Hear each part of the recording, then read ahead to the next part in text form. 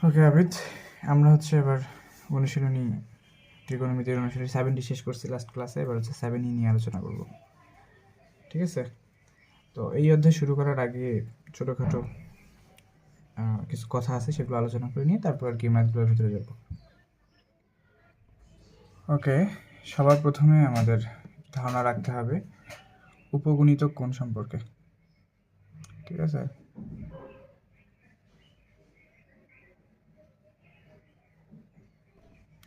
তো উপগুণিতক কোণটা আসলে কি? ধরো এ একটা কোণ, একটা কোণ বা থিটা একটা কোণ। তো এই কোণটাকে যদি তুমি কোনো পূর্ণ সংখ্যা দ্বারা ভাগ করো, অর্থাৎ a/2, a/3, হ্যাঁ, a/4, তো এই কোণগুলাই হইতেছে মূলত তোমার এই যে কোণগুলো তুমি পাইতেছো না, এই কোণগুলাই মূলত হইতেছে তোমার উপগণিতক কোণ। বুঝতে পারছো? মানে একটা কোণকে যখন তুমি কোনো পূর্ণ সংখ্যা দ্বারা এরকম ভাগ করবা, ঠিক আছে, পূর্ণ সংখ্যা দ্বারা ভাগ করবা, তখন সেটা 2 হতে পারে, 3 হতে পারে, 4 হতে পারে। তো সেই কোণগুলো হইতেছে কি উপগণিতক কোণ। তো উপগণিতক কোণ কথাটা বলার কারণটা হচ্ছে যে এতদিন আমরা যে সূত্রগুলো দেখে আসছি, সেই সূত্রগুলো হচ্ছে যে এইরকম উপগণিতক কোণ আকারে ভাঙাইতে পারবো। মানে আমাদের এতদিনের শেখা সূত্রগুলোকে আমরা হচ্ছে যে উপগণিতক কোণ দিয়ে ভাঙা এবং নতুন করে সূত্র বানাতে পারবো। কীরকম? একটা উদাহরণ এক্সাম্পল দিয়ে দিই, বাকিগুলো ম্যাথ করার সময় যেগুলো কাজে লাগবে আমি ম্যাথ করার সময় সূত্রগুলো দেবো, বাট একটা এক্সাম্পল দিচ্ছি। এরকম ধরো এরকম যে একটা সূত্র পড়ছিল না তোমার শিটের 22 নম্বর সূত্র, কত 23 নম্বর জানি না, দেখি।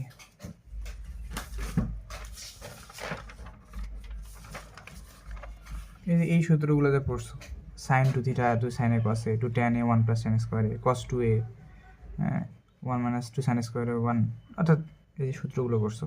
তো এগুলো সূত্রগুলো হচ্ছে যে আমরা উপগণিতক কোণ আকারে একটু ভাঙাই দেখবো যে কীরকম লাগে। ধরো তুমি এতদিন কি পড়ছো যে sin 2 থিটা, এটা সূত্র কি পড়ছো 2 sin theta cos theta. But এবার তুমি পাইলা হচ্ছে কি জানো, এবার তুমি পাইলা এটার মধ্যে যে সাইন থিটা পাইলা, সাইন থিটা পাইলা। এখন এইটার সূত্র কি তুমি জানো? এটা সূত্র তুমি জানো না, বাট তুমি চাইলে হচ্ছে কি এটাকে সূত্র আকারে লিখতে পারবা এটার মতো করে। কিভাবে? যে সাইন থিটাকে তুমি এইভাবে লিখতে পারো না যে সাইন একটা 2 তুমি এক্সট্রা নিলা আর একটা θ/2 নিলা, এটা হচ্ছে উপগণিতক কোণ, ঠিক আছে? দেখো এইটু কেটে দিলে তোমার আবার সাইন থিটাই থাকে, অর্থাৎ সাইন থিটাও যে কথা, সাইন 2 × θ/2 কি সেমই কথা। তো এখন তোমার কাছে সূত্র হচ্ছে কি সাইন 2 থিটার মতো, অর্থাৎ θ/2 হচ্ছে তোমার কাছে এখন থিটা। তাহলে এখন সাইন 2 এর সূত্র তুমি কি অ্যাপ্লাই করবা? 2 সাইন 2 থিটার সূত্র হচ্ছে 2 সাইন এ, সাইন হচ্ছে এই অংশটুকু cos θ/2। তারপরে দেখো যে তোমার সাইন থিটার সূত্র তাহলে তোমার কি দাঁড়ালো?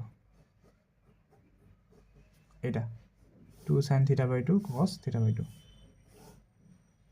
ঠিক আছে? তো এইরকম করে হচ্ছে যে আমরা আমাদের যে সূত্র প্রিভিয়াস যে আমরা সূত্রগুলো জানছি, এই ধরনের সূত্রগুলো যা মুখস্থ করছিলাম, সেই মুখস্থ সূত্রগুলোকে আমরা এরকম উপগণিতক কোণ আকারে ভাঙায় নিয়ে দেন হচ্ছে যে সূত্রের মধ্যে বসাতে পারবো। তো এই জিনিসটা হচ্ছে তোমার ওই কাজে লাগবে আর কি, সোজা কথা। তো এখন হচ্ছে যে আমরা একটা উদাহরণ আছে, সেই উদাহরণটা দেখি, ঠিক আছে? একটা উদাহরণ আছে তোমার বইয়ে, যদিও 3-4টা উদাহরণ আছে আর কি, একটা উদাহরণ এক্সাম্পল দেখবো আর কি শুধু। উদাহরণ 23, এটা হচ্ছে তোমার ম্যাথ, যে তোমাকে প্রমাণ করতে বলছে সাইন 7 সমস্ত 1/2, অর্থাৎ একটা অবরোহিত ভগ্নাংশ, ইন্টু হাফ √2 মাইনাস আবার √2 প্লাস আবার √3, এটা তোমাকে প্রমাণ করতে বলছে। তো বাম পক্ষে যেটা দেওয়া আছে ওটাকে লিখো লেফট হ্যান্ড সাইড, কত দেওয়া আছে? সাইন 7 সমস্ত 1/2 ডিগ্রি। তো ছোটোবেলায় তুমি এইসব ভগ্নাংশ ভাঙানো শিখে আসছো, কীভাবে ভাঙাইতে হয়। সাইন নিচে যেটা আছে সেটা থেকে যায় 2, এবার কী করতে হয়, 2 দিয়ে উপরের সংখ্যাটার সাথে গুণ, পূর্ণ সংখ্যার সাথে। 7 দুগুণে কত, 14, প্লাস উপরের 1-এর সাথে যোগ, আর একে 15, 15/2 ডিগ্রি। 7 হাফ মানে কত, 7.5 ডিগ্রি, আর হচ্ছে 15কে 2 দ্বারা ভাগ করলে ওই 7.5 ডিগ্রি হয়। তো অপ্রকৃত ভগ্নাংশটাকে আচ্ছা আমি প্রকৃত ভগ্নাংশে বানিয়ে নিলাম। আচ্ছা দেন দেখো, এটাকে তুমি চাইলে কি করতে পারো, যে একটা রুট নিলাম, ঠিক আছে, একটা রুট নিলাম, নেওয়ার পর কী করলাম, যে সাইন স্কোয়ার করলাম, সাইন স্কোয়ার 15/2, ডিগ্রিটা হালকা করে দিলাম, বা ডিগ্রিটা আপাতত স্কিপ করেও তুমি রাখতে পারো, মানে রাখা যাবে, না রাখা উচিত না আর কি, হ্যাঁ, ডিগ্রিটা ছোটো করে দিয়ে দিও। তো তাহলে দেখো, এই স্কোয়ার আর এই রুট কাটাকাটি করলে তুমি কি পাবা, সাইন 15/2 ওটাই পাবা। তার মানে আমি রুট দিয়ে একটা স্কোয়ার করে নিয়েছি, তাহলে স্কোয়ার আর রুট কেটে দিলে আগের জিনিসটাই পাবো, অর্থাৎ এই লাইন আর এই লাইনের মধ্যে কোনো পার্থক্য নেই। এবার দেখো আমরা কি করতে পারি, সাইন স্কোয়ার 15/2 এটার ওইরকম কোনো ভ্যালিড সূত্র নাই, তো এটাকে সূত্রে বানায় নেওয়ার জন্য কি করব, এটা কিন্তু একটা উপগণিত কোণ হয়ে আছে আগে থেকে, সূত্র বানায় নেওয়ার জন্য একটা হাফ গুণন করলাম, ঠিক আছে, একটা হাফ যেহেতু আমি গুণ করছি, একটা 2 গুণন করে দিলাম, 2 সাইন স্কোয়ার 15/2 ডিগ্রি। দেখো এই জিনিসটা এখন সূত্রের মধ্যে পড়ছে, 2 সাইন স্কোয়ার থিটা, এটা সূত্র কিন্তু তুমি পড়ছো, 2 সাইন স্কোয়ার থিটা, এটা সূত্র তুমি পড়ছো। আর এই 2 আর এই 2 কেটে দিলে, 2 কেটে দিলে ওই সাইন স্কোয়ার 15/2, অর্থাৎ আগের লাইন আর এই লাইন, সেম জিনিসই, জাস্ট একটা আমি হাফ এক্সট্রা নিয়ে একটা 2 গুণ করে দিছি, তাহলে হচ্ছে তুমি একই জিনিস পাচ্ছ এখান থেকে। আচ্ছা, 2 সাইন স্কোয়ার থিটার সূত্র কী পড়ছো বলো তো, 2 সাইন স্কোয়ার থিটার সূত্র পড়ছো এই যে এটা, 2 sine square a 1 minus cos 2a, ঠিক আছে, এটা ওকে। তাহলে এই সূত্রটা এখন তুমি অ্যাপ্লাই করবা, হাফ তো তোমার কাছে থাকবেই, ঠিক আছে, আর 2 সাইন স্কোয়ার a, এই ব্র্যাকেটের এই 2 অংশের মধ্যে সূত্র হবে 1 মাইনাস কস 2a, এ হচ্ছে কত, 15/2, এটা 1 মাইনাস কস 2 সূত্রের মধ্যে ফেলছে, তাহলে এই 2 কেটে গেল, তাহলে কি থাকে, এই 2 কেটে যাবে, তাহলে কত, কস 15 ডিগ্রি, ডিগ্রিটা দিয়ে নিই, হাফ তো তোমার থাকতেইছে 1 মাইনাস কস 15 ডিগ্রি, ঠিক আছে। এখন হাফ যদি তুমি গুণ করে দাও তাহলে তুমি কি পাবা, হাফ 1-এর সাথে গুণ করলে হাফই, হাফের সাথে গুণ করলে মাইনাস হাফ কস 15 ডিগ্রি।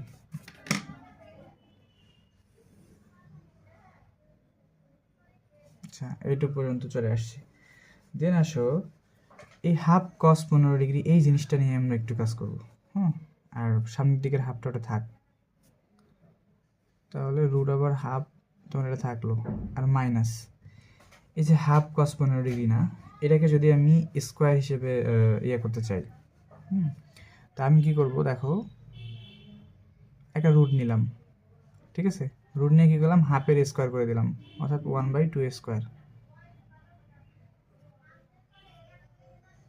ইন্টু, তারপর কস যে 15 ডিগ্রি আছে আমার কাছে, এটারও স্কোয়ার করে দিলাম,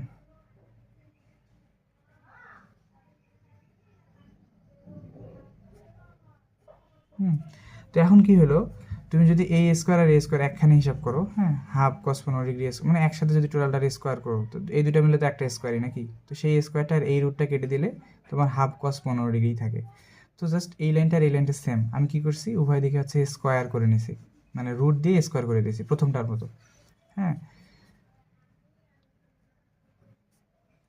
তাহলে কি হলো, এখানে মনে করো তোমার হাফ আছেই, মাইনাস রুট ওভার, এখানে আছে 1/2 এর স্কোয়ার করলে কত, 1/4 কজ স্কোয়ার 15 ডিগ্রি, ঠিক আছে। আচ্ছা, দেন আমরা কি করব,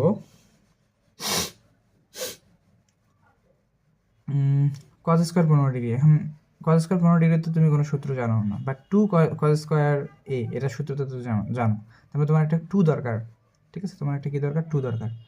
তো 2টাকে নিয়ে আসার জন্য আবার তুমি এক্সট্রা করে একটা কাজ করবা, এখানে তোমার হাফ থাকতেইছে মাইনাস √1/4ও আমার থাকলো গুণন। আমি কি করব 1/2 একটা নিলাম, ঠিক আছে, নিয়ে একটা 2 দিয়ে ওইটাকে গুণ করে দিলাম 2 cos স্কয়ার 15°। তাহলে কি হলো, এই টু কেটে গেলে ওই আবার উপরের জিনিসটাই থাকলো, ঠিক আছে। মানে আমার এমন কিছু করা যাবে না যে আমি নতুন কিছু অ্যাড করতেছি, আমার একই জিনিস থাকবে, জাস্ট আমি সূত্র বানানোর জন্য একটা জিনিস ভাগ করে দিলে একটা জিনিসকে গুণ করে দেবো, যাতে হচ্ছে যে উপরের লাইন আর নিচের লাইন কি থাকে, সমতা বজায় থাকে বা সেমই থাকে, আলাদা আলাদা হয়ে না যায়, ঠিক আছে। আচ্ছা হইলো, দেন হচ্ছে কি রাখা যায়, এখন এটা তুমি সূত্র জানো, 2 cos স্কয়ার থিটা সূত্র জানো, ঠিক আছে, 2 cos স্কয়ার থিটা সূত্র জানো, তাহলে সেটা বসাইতে হবে। হাফ তো আমার কাছে আছেই, মাইনাস √, এটা আছে 4 দুগুণ কথা 1/8, হলো 1/8, আর 2 cos স্কয়ার থিটার সূত্র হচ্ছে 1 plus cos 2 theta, 1 plus cos 2 theta হচ্ছে কত, 15°। এটা হলো মানে সোজা কথা, তুমি হচ্ছে যে এখানে পাবা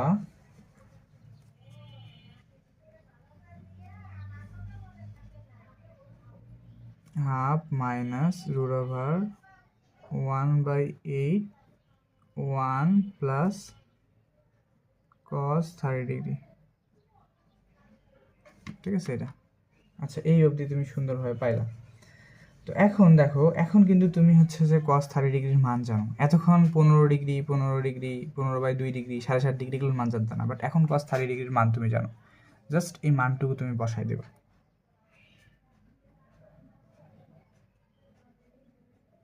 হাফ মাইনাস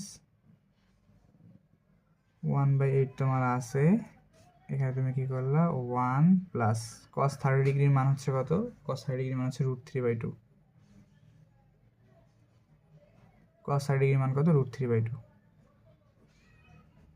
ঠিক আছে। আচ্ছা তাহলে আমাদের বেসিক জিনিসটুকু শেষ, এখন তুমি জেনারেল ক্যালকুলেশন করলেই হচ্ছে সব কিছু হয়ে যাবে, ঠিক আছে। না এখন একটু ক্যালকুলেশন করলেই তোমার প্রমাণ মিলে যাবে আর কি।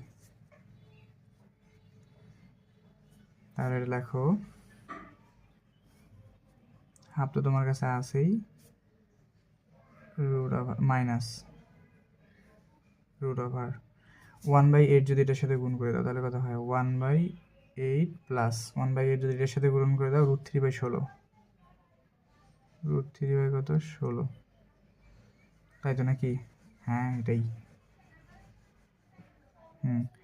এই যে এই এরিয়ার সাথে গুণ, 1 এর সাথে গুণ করে দিলে 1/8, 8 হচ্ছে এটার সাথে গুণ করে দিলে 8 দুগুণে 16, √3/16 যেটা হলো। এখন হচ্ছে কি করবা, এখান থেকে লসাগু করো, ঠিক আছে, লসাগু করো ভিতরে, হাফ মাইনাস √16 আর 8 এর লসাগু হচ্ছে কত, 16ই। তাহলে এখান থেকে 2 প্লাস √3, 2 প্লাস √3, আশা করি বুঝতে পারছো। এখন 16কে যদি তুমি হচ্ছে যে আলাদা আলাদা করে বের করে নিয়ে আসো, তাহলে বাইরে আসলে কত, 1/4 হয়ে যাবে। 1/2 তো তোমার কাছে আগে আছে, মাইনাস নিচে 16 কোথায় আছে, ভাগ চিহ্নের নিচে, মানে 16 যদি তুমি রুট করো কত হয় 4, তাহলে 1/4 তোমার নিচে বের হয়ে আসবে, হ্যাঁ। আর ভিতরে থাকবে কত, √2 প্লাস √3। ওকে, এখান পর্যন্ত আসলো। তো দেখো প্রমাণের অনেকটা কাছাকাছি চলে আসছে। হ্যাঁ, এখন তোমাকে কি কমন নিতে হবে, 4 কমন নিতে হবে। কত কমন নিতে হবে, 4, 1/4 আর কি কমন নিতে হবে। হ্যাঁ, তো 1/4 কমন নিতে গেলে এইখানে তো মানে মাইনাসের পরবর্তী অংশে তো 1/4 আছে, বাট প্রথম অংশে কি 4 আছে না, 1/4 নেই। তাহলে তুমি কি করবা, তো দেখো √1/2 আছে না, 1/2 তো তোমার কাছে আগেই আছে। তো তুমি কি করলা, আরও একটা 1/2 নিয়ে একটা 2 গুণ করলা, ঠিক আছে। এই 2 যদি কেটে দাও তাহলে হচ্ছে কি শুধু 1/2 থাকে, আর মাইনাস 1/4 √2 প্লাস √3। ওকে, তাহলে এখানে দেখো, এখানে এবার কি থাকে, 2 আর 2 গুণ করলে কথা 4, এখানে কত 1/4 আছে। হ্যাঁ, তো এখন তুমি এটা কমন নিতে পারো, 1/4 কি নিলা, কমন নিলা, ঠিক আছে। 1/4 কমন নিলে কি থাকে, এখানে থেকে শুধু 2 মাইনাস, আর এখানে থেকে √2 + √3, √2 + √3 এই জিনিসটা থাকে, ঠিক আছে। এখন 1/4 এর রুট করলে কত হয়, 1/2, 1/4 যদি রুট করো তাহলে কত হয়, 1/2, আর বড় রুটটা ভিতরের ওই অংশটুকুর সাথে থেকে যাবে, অর্থাৎ 2 - √2 + √3, ঠিক আছে। এইটাই হইতেছে মূলত তোমার রাইট হ্যান্ড সাইড প্রুভড। ম্যাথটা তোমাকে বোঝানোর জন্য এরকম টেনে মেনে এত বড় করছি আর কি, বুঝছো। বাট এটা অরিজিনালি যদি আমি করতাম, অনেকগুলো ক্যালকুলেশন মুখে মুখে করেই ছোটো করে ফেলতাম, যেহেতু তুমি প্রথম করতেছো তাই তোমার বোঝার সুবিধার্থে আচ্ছা আমি জিনিসটাকে একটু ভেঙে ভেঙে দেখাই দেখুন, যাতে বুঝতে পারো। আচ্ছা ঠিক আছে, তাহলে আজকে যেহেতু 3 শুরু করলাম, এতটুকু পর্যন্তই থাক। নেক্সট হচ্ছে যে 3 এর যে মেইন উদাহরণমালা, 7 এর যে মেইন উদাহরণমালা, ওই উদাহরণমালা থেকে ম্যাথ করব, ওকে। আর অনুশীলনী করব আমরা। 7E শেষ করার পর অন্তরীকরণ, যোগজীকরণ ওইদিকে চলে যাব, বুঝছো।